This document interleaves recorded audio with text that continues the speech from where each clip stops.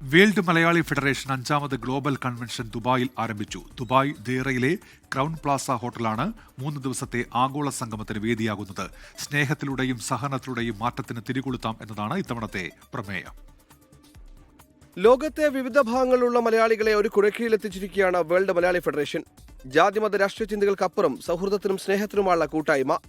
10ാം വാർഷികത്തിലെത്തി നിൽക്കുന്ന WMF-ന്റെ 5ാം ദ്വിവത്സര സമ്മേളനത്തിൽ ഓരോ വിഭാഗങ്ങൾക്ക് വേണ്ടിയുള്ള പ്രത്യേക സെഷനുകളുണ്ടായിരുന്നു. വിദ്യാർത്ഥികളുടെ വിദേശ പഠനത്തിൽ ബോധവൽക്കരണ സെഷൻ, വനിതാ സമ്മറ്റ് തുടങ്ങിയ സെഷനുകളിൽ വൻ ജനപങ്കാളിത്തമുണ്ടായി. സംഘടനയുടെ സ്ഥാപക ചെയർമാൻ ഡോക്ടർ പ്രിൻസ് പള്ളിക്കുന്നിൽ ഉദ്ഘാടനം നിർവഹിച്ചു. വിഭാഗീയ ചിന്തകൾക്ക് തടയിട്ട് സ്നേഹത്തോടെ സേവനത്തിനായി ഒരുമിക്കലാണ് WMF-ന്റെ ലക്ഷ്യമെന്ന് global chairman doctor J Ratnakumar പറഞ്ഞു. ആഗോളതലത്തിൽ 167 രാജ്യങ്ങളെ കോർത്തിണക്കിക്കൊണ്ട് ഒരു ഗ്ലോബൽ ഹെൽപ്പ് ഡെസ്ക് ഉണ്ട്. അപ്പോൾ അതെല്ലാം സ്നേഹത്തിൻ്റെ ഭാഷയാണ്, സഹകരണത്തിൻ്റെ ഭാഷയാണ്. അപ്പോൾ ഈ ഒരു നമ്മുടെ രാജ്യത്തും ഒക്കെ വിഭാഗീയ ചിന്താഗതികൾ വളർന്നു വരുന്ന കാലത്ത് അതിനെ ഒരുമിപ്പിക്കാൻ വേണ്ടിയിട്ടുള്ള വലിയ ഒരു ശ്രമമാണ് വേൾഡ് മലയാളി ഫെഡറേഷൻ നടത്തുന്നത്. നാളെ ബിസിനസ് സമ്മിറ്റും പ്രവാസി സമ്മിറ്റും നടക്കും. സമാപന സമ്മേളനത്തിൽ കേന്ദ്രമന്ത്രി സുരേഷ് ഗോപി മുഖ്യാതിഥിയാകും.